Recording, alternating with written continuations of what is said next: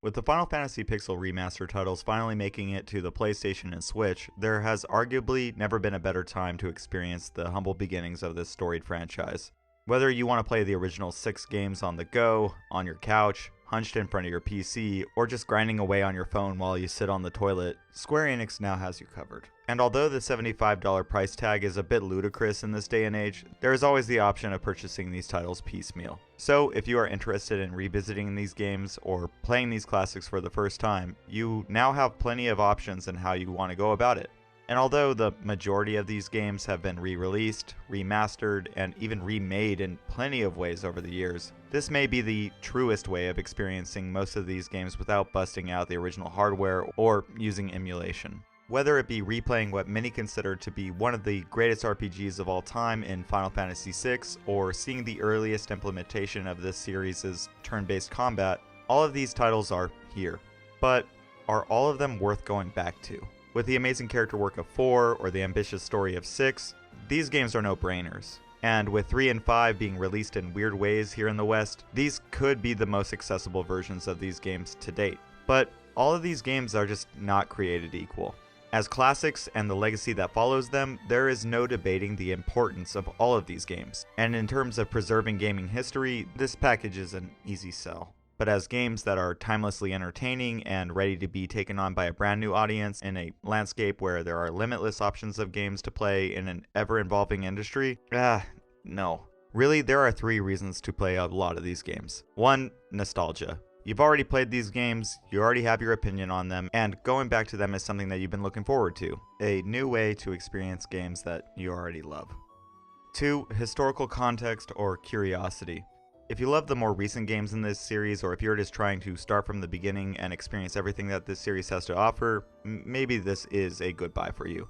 But with the original game being even older than I am, this is a series that has humble beginnings, and while the storytelling and RPG combat may have had its day in the sun with some of these titles, you will be putting up with some understandably antiquated takes in this genre. If you want to see the first incarnations of series mainstays and understand the evolution of this series, go get it. And reason number 3. Completionism. Maybe you just feel the need to check these games off the list. Maybe you have a mix of reasons 1 and 2, and you just want to get these experiences off your backlog.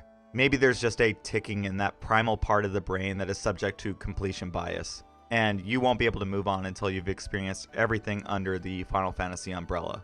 Or maybe you just want to say that you've platinumed every numbered Final Fantasy, but be wary of this path, because there can be some real bullshit down this road for you.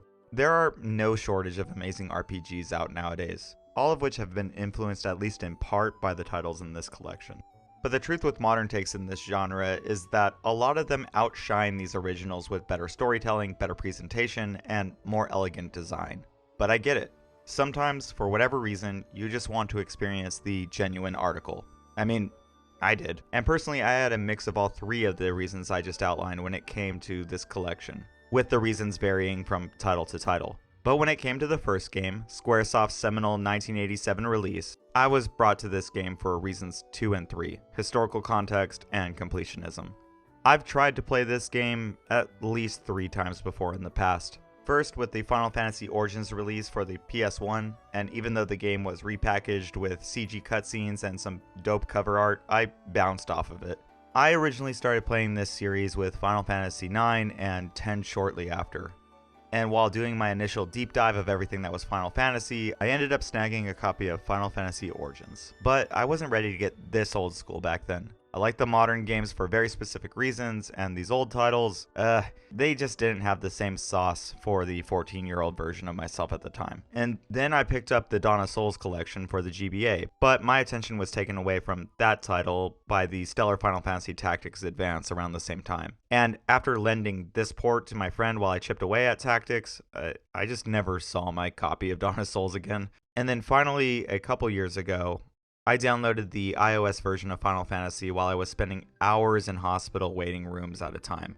And although that was arguably the farthest that I ever managed to get into the original game, I definitely had bigger things to worry about than returning the light to 4 crystals. But whether it be from an increase in patience as I've gotten older, this being a particularly good remaster, or some quality of life improvements being built into this version, I have finally completed the original Final Fantasy. So, how does it hold up in 2023? It's chill, I guess. For the one or two of you that are uninitiated, Final Fantasy is a RPG from 1987 that Squaresoft and Hironobu Sakaguchi developed in order to compete with Enix after their huge hit with the original Dragon Quest. Sakaguchi had been wanting to make an RPG inspired by Ultima and Wizardry for a long time, but Square had expected low sales from such a title. But after the market had spoken with the success of DQ, the time was right. And in this game, you play as the 4 warriors of light that are something of legend in this world. Heroes whose collective destiny was to use their 4 crystals to return the very elements back to their natural order by vanquishing the 4 fiends who had perverted the forces of nature.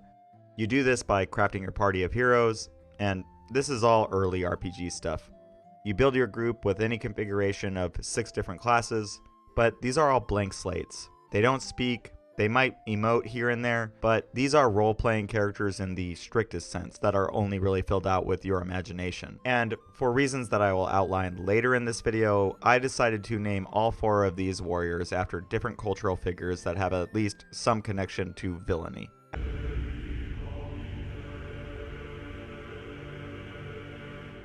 After populating this world with my band of charlatans, they met with the King of Cornelia and were tasked with rescuing Princess Sarah from the once noble but now evil knight, Garland. And after dispatching the knight, we reunited the king with his daughter and then set out to purge the land of the 4 fiends and the entity known as Chaos, who was at the center of everything. And from that point on, this game has a certain level of freedom to it.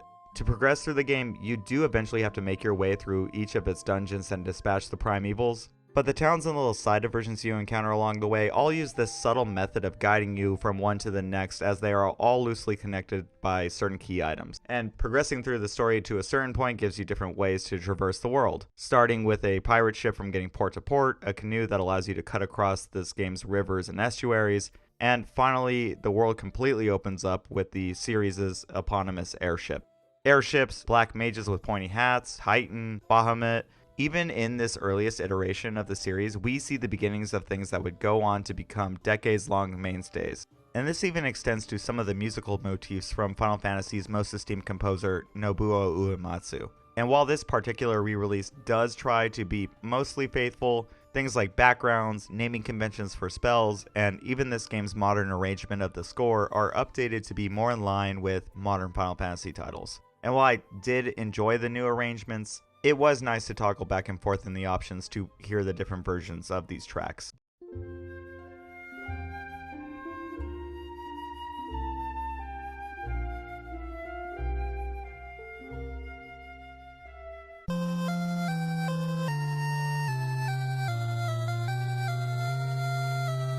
But as much as this game does act as a template for what this series ultimately became, it does often wear its Western influences more on its sleeve, in ways that can sometimes come across as generic. Elves, dwarfs, pirates, dragons, and more than a few obvious influences by Dungeons & Dragons. There were little surprises here and there, and some of the townsfolk had some fun and goofy writing at times, but there were just stretches of this game that felt, for lack of a better word, passé. Which is totally understandable given the fact that this game is hugely responsible in developing what would become tropey fixtures of this genre. But with that being said, just because this game birthed some of these ideas, it doesn't stop these ideas from being omnipresent and a bit well-worn. Especially so when playing this game today in 2023. And with this being the first iteration of the Final Fantasy battle system, some things were a little undercooked. First, the speed stat does not always seem to determine turn order, as RNG does have a specific role in determining who strikes first, and RNG is baked into pretty much every action. Don't get me wrong, dice rolls always play some role in RPGs, but here with attacks landing a varied amount of hits, poison being surprisingly common, hordes of enemies that can be on the larger side of this franchise's balancing, the early hours of this game can be a bit of a slog, and with magic operating far differently than it does in most of the other entries, with it being a level and stock block-based system instead of the MP system of later titles, a system that has since become basically an industry standard. My starting party of fighter, thief, and then white and black mage often felt like something of a hindrance in these early hours, as Magic made for more frequent visits to town to go to the inns and more expensive visits to the shops, as I was always adding a constant stock of ethers to my bag. And these constant returns are just baked into the game. Enemies can hit hard, ailments seem to roll against your favor more often than not, random encounters spawn at a frustrating rate, and gil and exp come in at a slow trickle. This game was made in the 1980s, and with games being expensive, especially back then, developers often made games harder to add length and challenge to their titles. And this is definitely felt here. Progress in this game can kind of crawl at times, and this is just a grindy game in general. But with this particular remaster making things like encounters optional with the click of a button, or boosts allowing for you to multiply EXP and gil rewards after battles, there are options here that you can use to alleviate some of these situations if they just grind a little too hard. And while I would turn encounters off here and there to make a return trip to town just a little bit more tolerable, or ratchet up the gil rewards in order to buy certain equipment, I tried to use these things sparingly, as I didn't want to totally break the balance of this game. Up until this point, it may sound like I'm not too hot on this game, and to a certain extent, it's true. But it's not because I think that it's badly designed or anything like that, it's just, it can be a bit basic at times. And while I do recognize that this game helped codify what basic even is in an RPG, I couldn't help but feel it.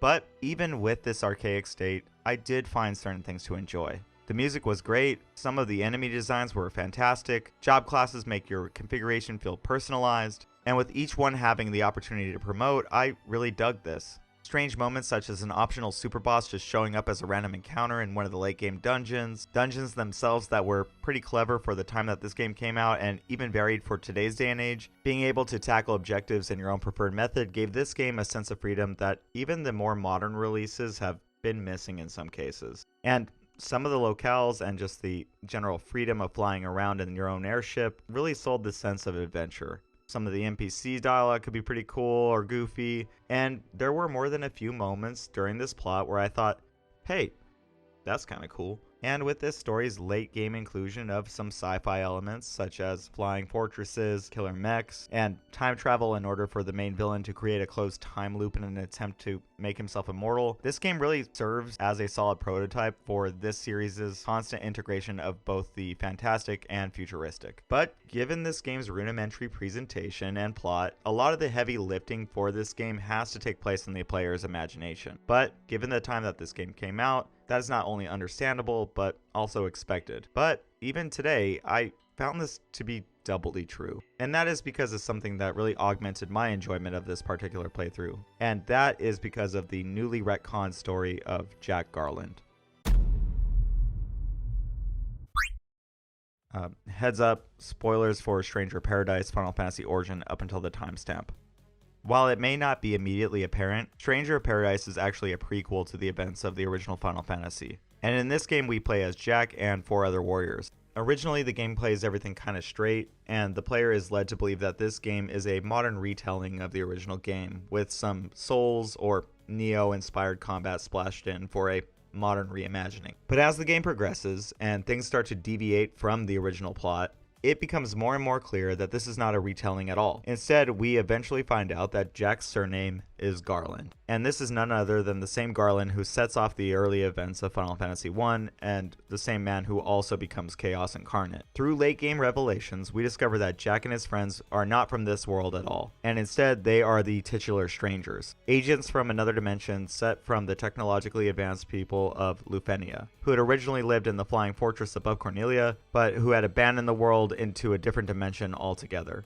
But the Lufenians held on to their connection with Cornelia and used that connection to send darkness that was no longer welcome in their world to the world that they had already abandoned. As darkness, when combined with human emotions, it forms chaos, the one force that the Lufenians were unable to control. And then Jack and the rest of the Strangers basically existed as a cleanup crew to keep the darkness in check. But there was a contingency plan. Anytime the Strangers failed to destroy the darkness, Lufinia would simply reset the entirety of Cornelia along with Jack and company's memory. And this is something that had been done countless times. And all of this was made clear by Astos, an elf that existed in Cornelia as an observer for the Lufinians, the one being whose memories would survive each reset. And he was forced to see his world perish and restart countless times as people who he had befriended in past loops met him for what they believed to be the first time all over again. Eventually, Astos was able to communicate all of this to Jack and his party, and they hatched a plan to free Cornelia from the exploitation of the Lufinians and restore memories of past loops to the Strangers.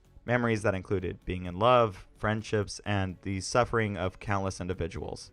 And this plan involved Jack absorbing all of the darkness of the world to become chaos itself, forcing Lufinia to cut its connection with Cornelia altogether. But this came at a cost, as it meant that all the Strangers would succumb to this darkness, in effect becoming the evils that plagued the lands during the events of Final Fantasy. Jack and company willingly became Chaos and the Four Fiends in order to give this world a chance to be free from Lufinian manipulation. That is, as long as someone was able to reclaim the land from the Strangers' now twisted and corrupted forms, essentially setting up the conflict that birthed the four Warriors of Light and their adventures through the original Final Fantasy. The Strangers were heroes, but in this incarnation of the world that was free from Lufinian's machinations, they were only ever known as prime evils. And this is where giving my party the name of bad guys comes in. No, the four Warriors of Light are not evil. But given the fact that they have zero character development and just show up on the scene to obliterate what remains of our heroes and SOP, and then also the way that time travel factors into both Final Fantasy and Final Fantasy Origin,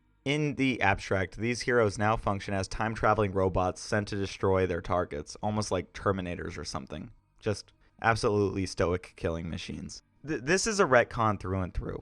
And while it is a little convoluted, about as convoluted as the plot of 13 Sentinels Aegis Rim, maybe a little less so, it did recontextualize the plot of the original game in a way that added far more weight than its original outing, at least in my opinion. And the reason that I bring all this up is, for me, playing Final Fantasy to completion for the first time in 2023, having the new context that came from playing Stranger of Paradise first, this completely augmented my playthrough. Little things like having more vibrant representations of Cornelia and Princess Sarah in mind as I made my way through the opening beats of this game, and little twinges of guilt as the Warriors of Light cut down Astos during their adventure.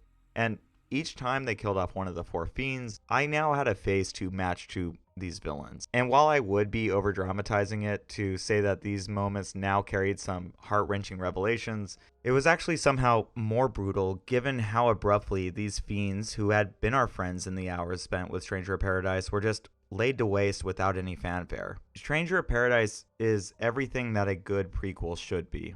A work that takes the foundation from its source material and meticulously finds holes that can be exploited to tell a story that bolsters the original work. And with this new context, a game that I had tried and failed to play multiple times over the years had suddenly become more accessible and more impactful. Final Fantasy may not be the best of the genre that it helped birth anymore, as plenty of developers, including Square themselves, have been able to build upon this foundation, creating what it is today.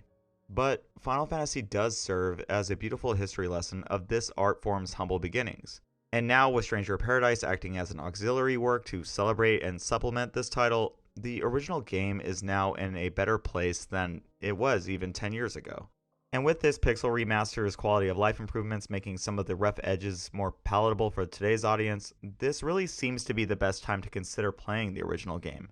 But all of that takes me back to my original question. Is Final Fantasy I worth playing for the first time in 2023? And I'm afraid I just don't really have a concrete answer to that question. If you want to experience the beginning of this series, you can and arguably should, as this is the most accessible that it's ever been. But if simple storytelling and outdated graphics and mechanics are a turnoff to you, this version may not have reinvented itself enough in order to change your mind. If it were just my friends that I were talking to, I would tell them, yes, play Final Fantasy I, but play Stranger of Paradise first, as it greatly improved my personal experience. But when I'm here and I'm talking to a wider audience who may have no interest in picking up a Final Fantasy Souls-like and sinking in multiple hours of a seemingly unrelated game before diving into a retro game from 30 years ago, I have no idea. I'm not an authority. I'm just some idiot on the internet. You guys let me know what you think. If you made it to the end of this video, thank you for watching as always. It's always greatly appreciated. And after watching it, let me know in the comments below what you think. Is Final Fantasy 1 worth playing today in 2023? And if you think so, yeah, let me know why.